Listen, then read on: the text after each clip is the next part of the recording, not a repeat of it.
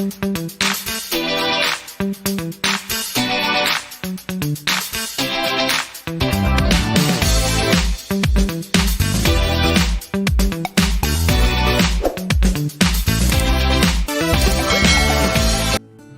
teman-teman, perkenalkan nama saya Winda Frederika Sarumaha dengan NIM 19200241027. Saya mahasiswa semester 5 Prodi Pendidikan Matematika Fakultas Keguruan dan Ilmu Pendidikan Universitas Nias Raya.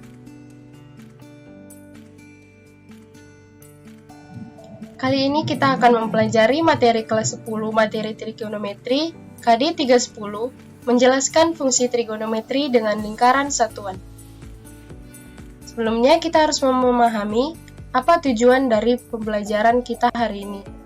Tujuan pembelajaran kita hari ini ada 3. Yang pertama, menyampaikan pengertian dan sifat lingkaran satuan. Kedua, mengidentifikasi konsep sinus, kosinus, dan tangen dengan menggunakan lingkaran satuan. Dan yang ketiga, mengidentifikasi nilai fungsi trigonometri pada kuadran 1, 2, 3, dan 4. Langsung saja kita mulai. Pada pembahasan kita kali ini, kita akan membahas 2 poin utama yaitu materi dan latihan. Nantinya akan ada evaluasi untuk teman-teman kerjakan di rumah sebagai latihan. Langsung saja pada materi, fungsi trigonometri dengan menggunakan lingkaran satuan.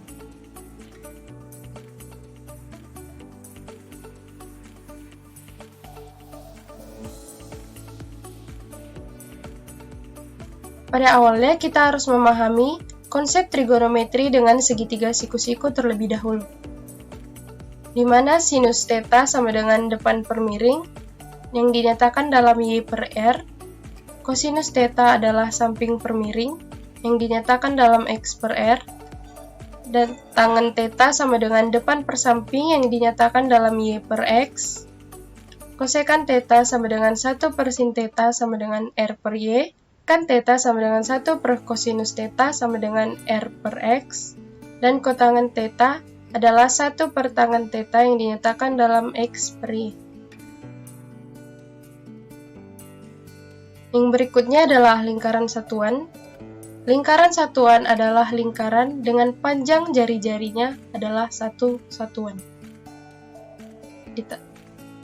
Lingkaran satuan dalam koordinat kartesius itu dinyatakan dalam X kuadrat ditambah Y kuadrat sama dengan R kuadrat. Sehingga persamaan lingkaran satuan dalam koordinat kartesius adalah X kuadrat ditambah Y kuadrat di mana R-nya sama dengan 1. Letakkan dalam diagram kartesius, maka akan menjadi sebuah lingkaran yang akan memotong dia di titik 1 dan 0, titik 0 dan 1, titik minus 1 dan 0, dan yang terakhir titik 0, minus 1. Di sini akan ada beberapa titik bantu yang membantu kita memahami bahwa panjang jari-jari lingkaran satuan itu adalah satu satuan. Jika kita klik di sini, maka akan terlihat di mana jari-jarinya sama dengan 1. Jika kita klik di sini juga, jari-jarinya sama dengan 1. Di sini juga jari-jarinya sama dengan 1. Ini adalah gambaran bagi kita bahwa seluruh titik di lingkaran ini panjangnya adalah 1 dari titik pusat.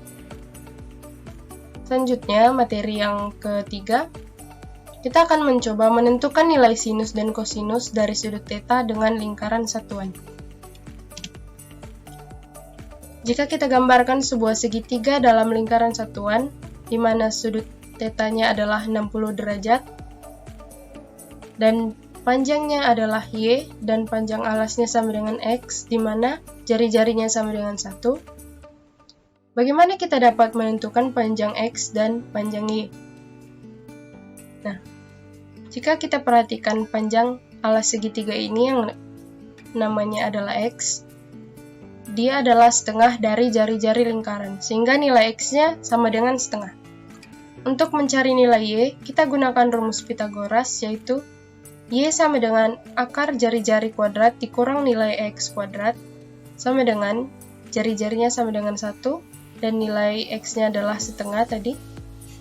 Maka Y sama dengan akar 1 kuadrat dikurang 1/2 kuadrat sama dengan akar 1 dikurang 1/4 sama dengan akar 3/4 atau sama dengan setengah akar 3. Sehingga kita peroleh nilai X-nya sama dengan 1 dan nilai Y-nya sama dengan setengah akar 3. Nah, dari soal tadi kita akan menemukan konsep nilai sinus, kosinus, dan tangen. Tadi sudah kita temukan bahwa panjang X-nya sama dengan setengah dan nilai tingginya adalah akar 3/2. Sehingga berdasarkan konsep pada segitiga siku-siku, sinus 60 derajat, sinus theta ini, sama dengan sisi depannya adalah akar 3/2, dan sisi miringnya sama dengan 1, sama dengan akar 3/2 dibagi 1, nilai sinus 60 derajat adalah akar 3/2, kosinus 60 derajat adalah sisi samping setengah per sisi miring sama dengan 1, maka nilai cos 60 derajat adalah setengah. Tangen 60 derajat adalah sisi depan, akar 3/2, dibagi sisi samping sama dengan setengah, maka nilainya sama dengan akar 3/2 per 1/2 sama dengan akar 3. Sehingga kita simpulkan, sinus 60 derajat itu sama dengan akar 3/2 yang nilainya sama dengan panjang Y, atau kita sebut ordinat. Kosinus 60 derajat nilainya sama dengan setengah atau panjang X tadi, kita sebut juga dengan absis. Dan tangen 60 derajat adalah akar 3 yang nilainya adalah Y per X. Maka kita telah menemukan konsep nilai sinus, kosinus, dan tangen dari soal, sehingga secara umum jika diberikan segitiga dengan tinggi Y dan alas Y, dan sudutnya sebesar theta di dalam lingkaran satuan, maka nilai X akan sama dengan nilai cos theta, nilai Y akan sama dengan nilai sin theta, nilai Y per X akan sama dengan sin theta per cos theta, sama dengan tangen theta. Yang berikutnya adalah nilai fungsi trigonometri pada kuadran 1, 2, 3, dan 4. Pada kuadran 2, nilai sinus akan berubah menjadi kosinus, kosinus akan berubah menjadi min sin, dan tangen akan berubah menjadi minus kotangen. Sedangkan jika kita menggunakan fungsi sinus 180 derajat dikurang alfa, nilai sinus, kosinus, dan tangen tidak berubah, hanya tanda kosinus dan tangen yang berubah menjadi negatif. Pada kuadran 3, jika kita menggunakan 180 derajat ditambah alfa, maka nilai sin, cos, dan tangen tidak berubah, hanya nilai sinus dan kosinus yang berubah tanda menjadi negatif.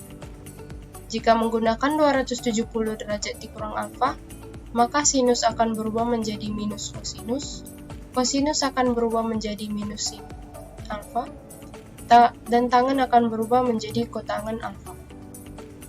Pada kuadran keempat, jika menggunakan 270 derajat ditambah alfa, nilai sinus akan berubah menjadi minus kosinus alfa, kosinus akan berubah menjadi sinus alfa, dan tangen akan berubah menjadi minus kotangen alfa. Dan jika menggunakan 360 derajat dikurang alfa, maka nilai sinus, kosinus, dan tangen tidak berubah, hanya tanda sinus dan tangen yang berubah menjadi negatif. Untuk lebih memahami nilai pada kuadran 1, 2, 3, dan 4 ini, maka kita akan mempelajari contoh soal. Contoh soal yang pertama, tentukanlah nilai dari sinus 120 derajat. Nilai sinus 120 derajat itu kita ketahui berada pada kuadran kedua, sehingga bisa kita gunakan rumus 180 derajat dikurang alfa agar tanda sinusnya tidak berubah, sehingga 120 derajat itu didapatkan dari 180 derajat dikurang 60 derajat, sehingga akan menjadi sinus alfa atau sinus 60 derajat, di mana sinus 60 derajat itu nilainya sama dengan setengah akar 3. Contoh soal yang kedua, tentukanlah nilai dari kosinus 225 derajat. Nilai kosinus 225 derajat itu berada pada kuadran ketiga. kita menggunakan rumus kosinus 180 derajat ditambah alfa, di mana alfanya sama dengan 45 derajat, sehingga tanda cos itu akan berubah menjadi minus. Nanti nilainya akan menjadi minus kosinus 45 derajat, sehingga nilainya sama dengan minus setengah akar 2. Baik, kita telah menyelesaikan pembahasan materi, kita akan kembali ke menu utama. Selanjutnya kita akan membahas soal-soal latihan. Langsung saja kita kerjakan.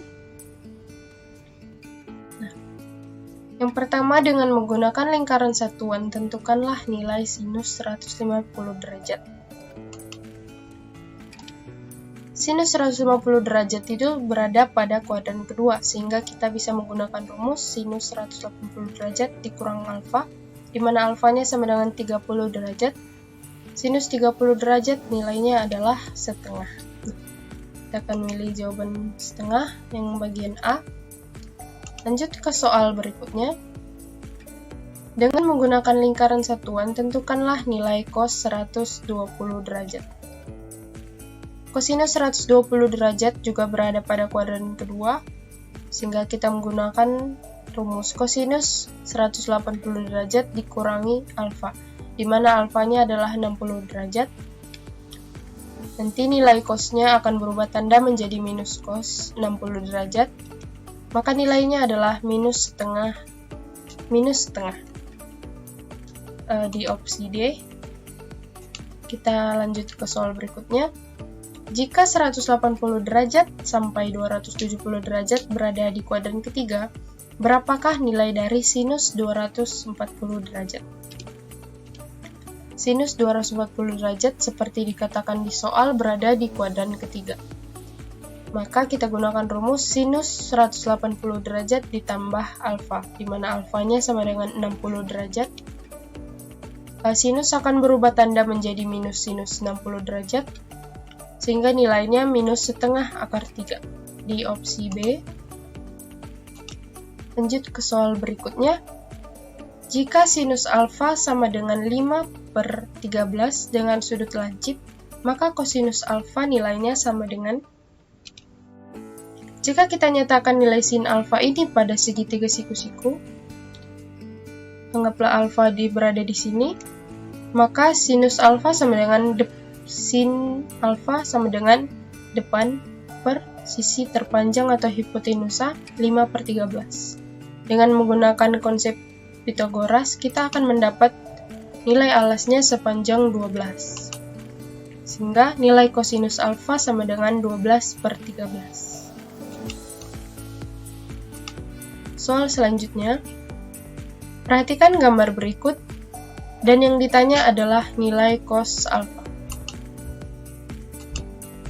Dari soal diketahui panjang X-nya sama dengan 7, nilai Y-nya sama dengan minus 24. Dengan menggunakan Pythagoras, kita akan mendapatkan panjang jari-jarinya adalah 25. Sesuai dengan koordinat Kartesius, nilai kosinus itu nilainya adalah absis per radius. Sehingga nilai cos theta sama dengan X per R sama dengan 7/25.